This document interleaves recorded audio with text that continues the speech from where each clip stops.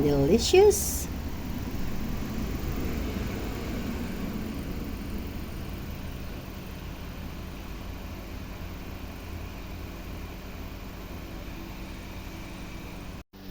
Cooking mood.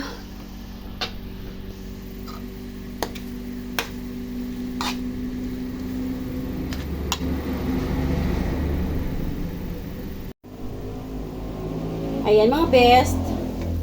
Ito ay giniling na ginisa ko sa butter. Siyempre, hindi mawawala ang onions, garlic, at sweet bell pepper. Ilagyan ko nga rin yan ng freshly harvested na tomato.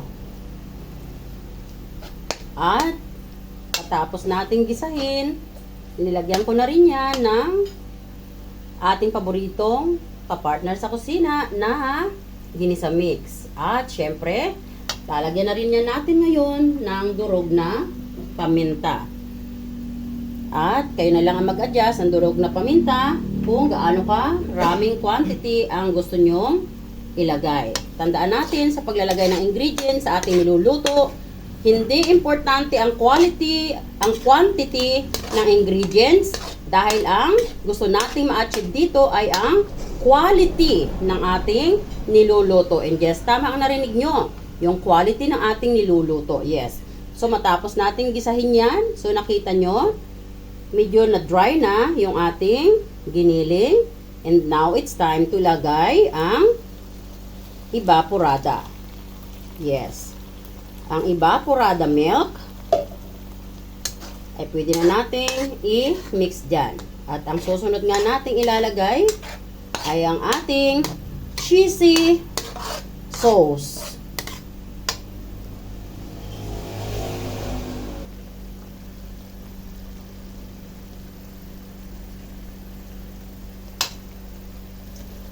At ayan, so kumukulo na ang ating nilagay na evaporada sa ating giniling. And now, ilagay na natin ang cheesy sauce na ating kailangan.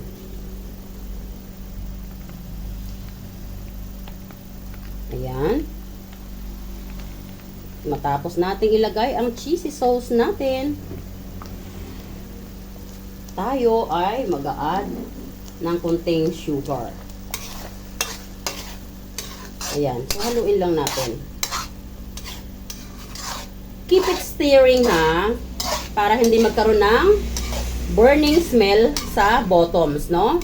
Kasi, pag po mayroong evaporada ang ating niluluto, mabilis din siya magkaroon ng burning smell sa ilalim, which is makakasira ng texture ng ating niluluto.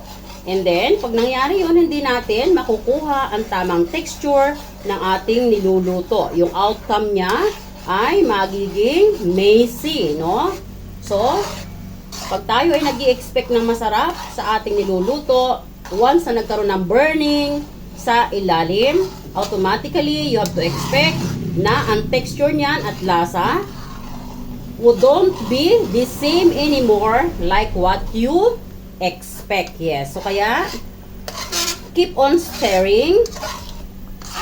Ayan. At hinaan natin ang apoy at ilalagay na natin yung ating main course. So, ayan. Ilalagay na natin dito sa sauce natin itong ating main. Ayan. Dahan-dahan lang at baka mag-splash naman sa atin. Ayan. Hinaan ko lang muna yung apoy para habang tayo ay naglalagay, hindi naman masunog yung ating sauce. Ayan. At bakit nga ba ako nito nagluluto? Dahil kami pupunta doon sa land. Sa aking small land. So, para kami ay mayroong merienda habang kami ay nandun sa bundok. Ayan. Ayan. So, matapos nating ilagay. And then, we slowly haluin. At siya nga pala, yung ating macaroni, ibinoil ko na yan. So, kung magagawa nyo na medyo al dente lang ang inyong pagka-boil ng sauce, mas magaling, no? So, yung nakita nyo na pagka-boil ko ay medyo na-overcook ng konti. But it's okay naman. But by rights, no? Actually, gusto ko lang sana ng al dente. Kaya lang, dahil medyo napakwento ako sa brother ko, hindi ko siya na-transfer sa strainer.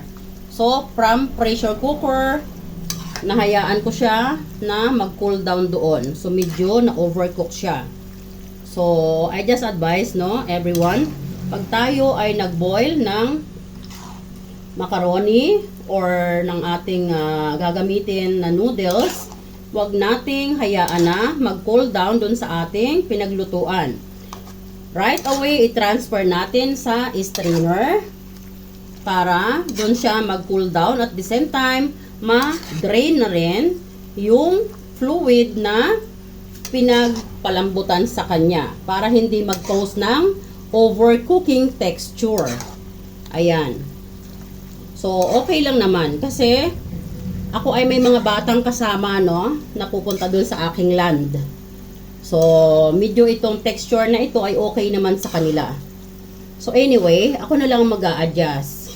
But of course, I also advise to each of every one of you guys, don't cook it too much, no, yung ating noodles. So, dapat ay proper way para masarap. Ayan, syempre, sobrang sarap nito. Super cheesy. Tingnan nyo.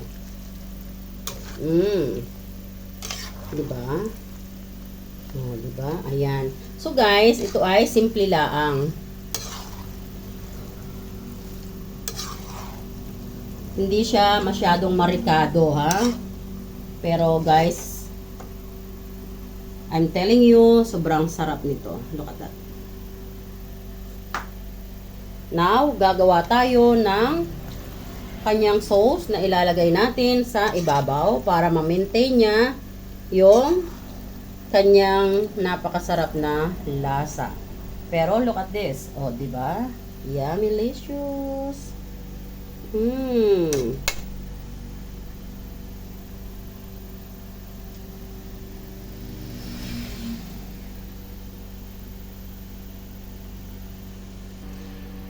Ayan. And this time naman ay gagawin naman natin yung ating sauce ng ating macaroni. Ayan. O, diba? So, gagawa natin yan. Sobrang sarap niya na yan, guys. Pero, ayan. Gawa pa rin tayo ng sauce. Ayan. So, ito po ay cheese. Cheese powder. And then, cheese,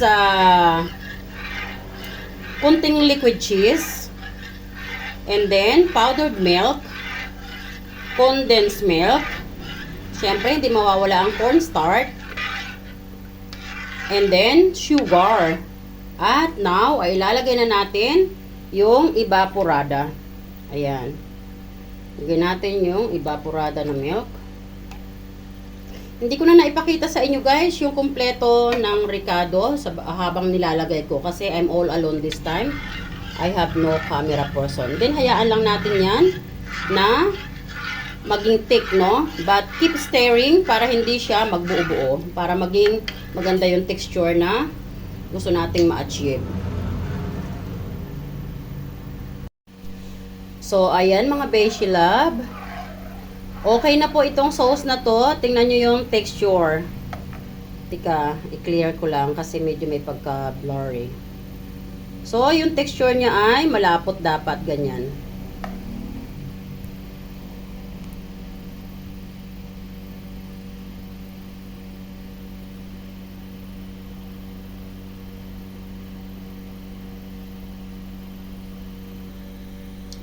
Ayan mga best, okay na yung sauce natin.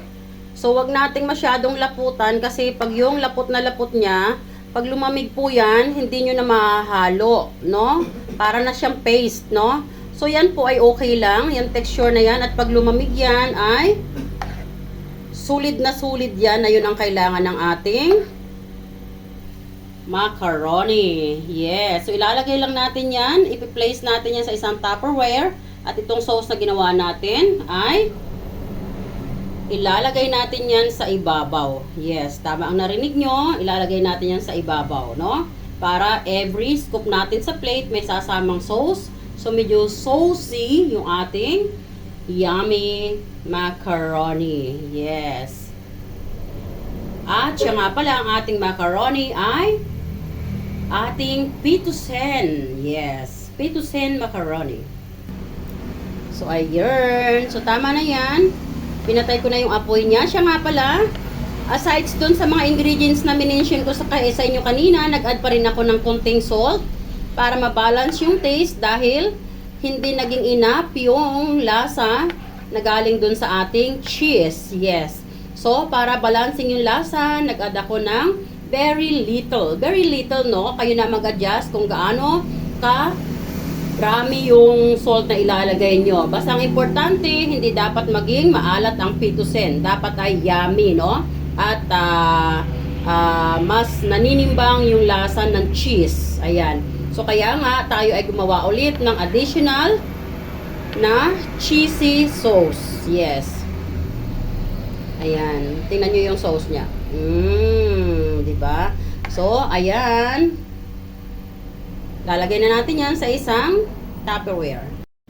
So, ayan mga best, na i-transfer na natin sa isang Tupperware ang ating pitusen macaroni at yung ating sauce na ginawa na super milky and cheesy ay ilagay na natin diyan sa ibabaw. Ayan. So, never mind po kung nakikita nyo medyo saucy siya. Yan po mamaya ay i-absorb ng ating macaroni. At pagkalagay nga natin ng sauce, ay susundan naman natin yan ng Parmesan cheese. Yes, mayroon tayo ditong konting Parmesan cheese at ibudbud lang natin sa ibabaw. Yan. Huwag nating masyadong damihan ang Parmesan cheese. May mga pagkakataon na ang ibang kakain ay hindi nila gusto yung Parmesan cheese. So, kaya, huwag nating masyadong kapalan yung Parmesan cheese. Ayan. Pasensya na kayo. Yung aking thumbnail ay nahagip ng camera. Medyo hindi ganun kaganda. Kamay po yan ang mahirap kasi nga dagi akong nagagarden. And yes, pa naghihimay ako ng gulay, nagkakaroon ng stain. Lalo na pagtalbos ng kamuti, no? Nag-i-stain. So, na yan na ang ating pitusen macaroni. Ayan. Medyo upgraded lang po ito. Kasi ang pitusen macaroni po ay ginigisa lang normally and then few ingredients. Pero yung ating pitusen macaroni, medyo in-upgrade natin. Ayan. O, diba? Sarap niyan, guys. So, ayan. Thanks everyone for watching. God bless. I love you all. And it is Tita Wena always saying, don't forget to keep loving one another. And I hope nakapagdala na naman ako ng masarap na merienda sa inyo. Merienda, breakfast, or can be meal for all time.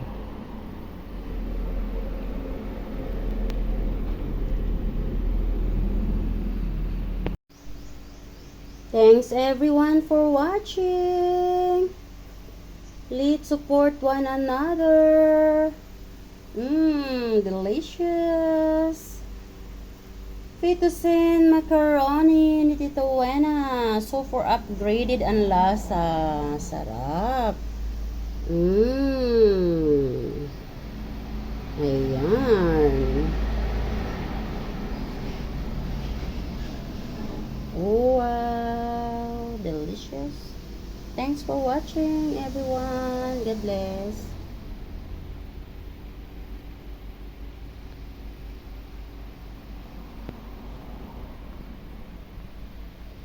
I love you all.